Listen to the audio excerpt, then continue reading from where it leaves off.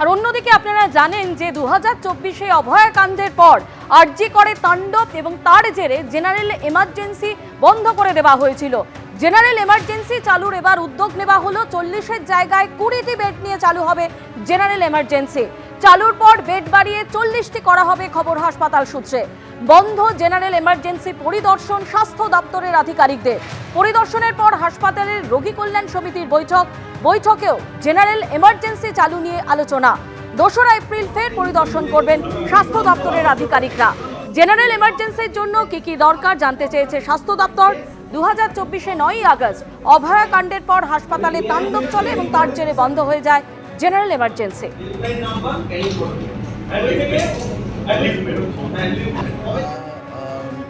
Declare হয়েছে এবং MCC যে রুল সেই রুলটা চালু হয়ে গেছে। স্বাস্থ্য ভবন বলেছেন যে মিটিং হতে পারে কিন্তু থাকবো না, আমি থাকতে পারবো না। তো আমি বললাম আজকে তাহলে মিটিংটা হচ্ছে, বললো না আজকে হচ্ছে না, যেহেতু আরজিকর ওই ডেথ কাণ্ডের জন্য সমস্ত তদন্ত রিপোর্ট নিয়ে এমএসবিবিকে যেতে হয়েছে, সেটা আজকে হচ্ছে না। তখন আমি বললাম যে অবশ্যই মিটিং আপনাকে ডাকতে হবে, যাতে 48 ঘন্টার মধ্যে মিটিং ডাকা হয়। আমি মিটিংয়ে থাকবো না, কিন্তু মিটিংয়ে আমি যে বিষয়গুলো তুলেছি সেগুলো আপনারা আলোচনা করুন, দেখতে হলো। এবং পাশাপাশি একজনকে টয়লেটে পাঠাতে গিয়ে তার একটা দুঃখজনক মৃত্যুর ঘটনা ঘটল। এগুলোর জন্য যারা রেসপন্সিবল তাদেরকে আইডেন্টিফাই করে একটা তদন্ত রিপোর্ট তৈরি করে মিটিংয়ে সেটা আলোচনা করবেন এবং মিটিং থেকে একটা সিদ্ধান্ত নেবেন।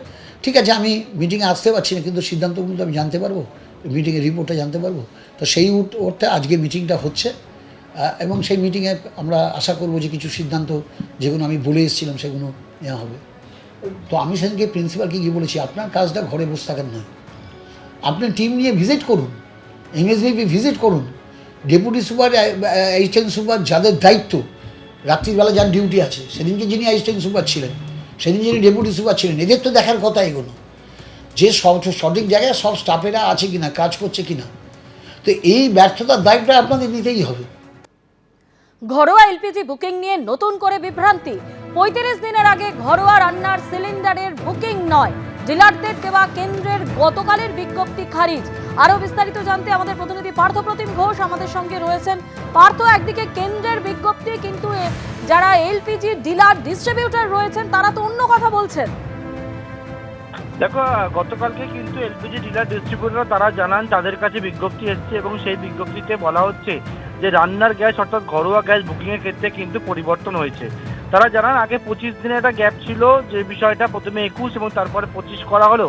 গতকাল দুপুরের পর থেকে সিদ্ধান্ত গ্রহণ করা হয়েছে সেই যাদের বাড়িতে ডাবল সিলিন্ডার রয়েছে, ডাবল বটল রয়েছে, তারা কিন্তু রান্নার গ্যাস বুকিংয়ের ক্ষেত্রে সেটা 25 থেকে বাড়িয়ে 35 দিন করা হয়েছে এবং যাদের সিঙ্গেল সিলিন্ডার রয়েছে তাদের ক্ষেত্রে কিন্তু 25 দিন রয়েছে। অন্যদিকে উজ্জ্বলা গ্যাস প্রকল্প, সেক্ষেত্রে রান্নার গ্যাসের যেটা বুকিং সেটা 45 দিন করা হয়েছে।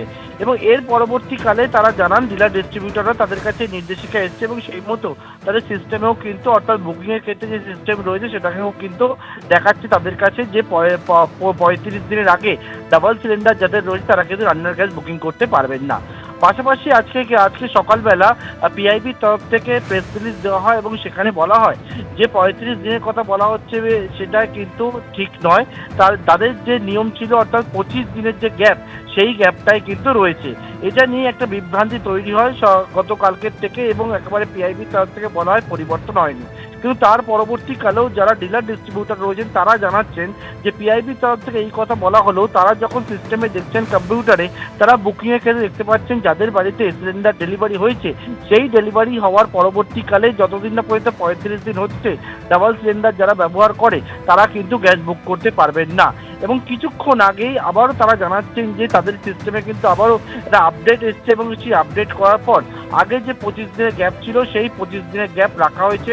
অর্থাৎ এই 25-35 নিয়ে গতকালকের থেকে একটা যে বিতর্ক তৈরি হয়েছিল এবং একটা আজকে পিআইবি যে বিষয়টা বলছেন গতকালকে কিন্তু ডিলার ডিস্ট্রিবিউটররা তারা জানাচ্ছেন তাদের সিস্টেমে অন্য বিষয় দেখাচ্ছে এবং কিছুক্ষণ আগে যে নিয়মটা ছিল অর্থাৎ 35 নয় 25 দিনের গ্যাপেই থেকেই কিন্তু এই যাদের বাড়িতে ডাবল সিলিন্ডার রয়েছে তারা বুক করতে পারবে, সেইটা কিন্তু আপডেট হয়েছে। এবং তারা এখন কিছুক্ষণ আগে দেখতে পাচ্ছেন যে 25 দিনের আগে যে গ্যাপটা ছিল পরিবর্তন হওয়ার আগে, সেটাই কিন্তু রয়েছে, কিছুক্ষণ আগেই সেই পরিবর্তন পার্থ, হয়েছে তুমি বলে। আমাদের সঙ্গে থাকো। আর এই নিয়ে কেন্দ্র কি দাবি করছে তা আপনাদের সামনে রাখবো। কেন্দ্রের তরফে দাবি করা হচ্ছে এলপিজি নিয়ে কোথাও কোনো সংকট নেই। एलपीजी के संबंध में यहाँ पर भी कोई डिस्ट्रीब्यूटरशिप पर कोई ड्राई आउट नहीं है। ऑनलाइन बुकिंग अच्छी है, लगभग 92%। पैनिक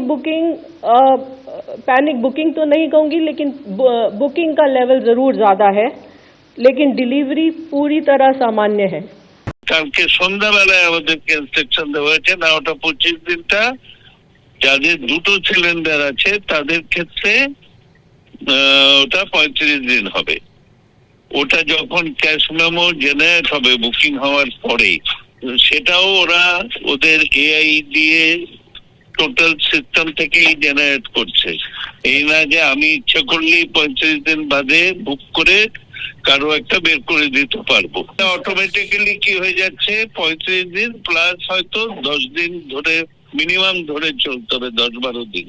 এখন যদি পিআইবি বলে যে আমাদের কাছে কোনো এরকম কোনো ইনস্ট্রাকশন নেই, তাহলে তো একটা আজে বাজে জায়গায় চলে যাচ্ছে। চাহিদা তুঙ্গে, সিলিন্ডার ছিটে ফোটা, সরবরাহ সংকট। পাটুলিতে চাহিদার তুলনায় সিলিন্ডার মিলছে কম, শেকল দিয়ে বেঁধে রাখতে হচ্ছে সিলিন্ডার। ছিনতাই না হয়ে যায় আশঙ্কা ডেলিভারি বয়দের। গ্যাস সিলিন্ডারের ক্ষেত্রে সময়সীমা বাড়ানোতে আরও বিপাকে গৃহিণীরা। তারা হেসেল কিভাবে চালাবেন সেই নিয়ে কিন্তু তারা একেবারে ভেবে উঠতে পারছেন না। এবং আমরা রয়েছি পাটুলিতে, এখানে যেটা দেখা যাচ্ছে গ্যাস সিলিন্ডারের মধ্যে কিন্তু একের পর এক গ্যাস সিলিন্ডার এখানে রাখা রয়েছে, যেগুলো বিভিন্ন বাড়িতে পৌঁছে দেওয়া হবে গৃহিণীদের কাছে বা গৃহস্থের বাড়িতে। এবং সেই গ্যাস সিলিন্ডারগুলোকে কিন্তু ঠিক এভাবেই চেন দিয়ে বেঁধে দেওয়া হয়েছে। কেননা এই যে ডেলিভারি বয় তারা যেটা স্পষ্টত বলছেন যে গ্যাস সিলিন্ডার রীতিমতো লুট হওয়ার মতো পরিস্থিতি।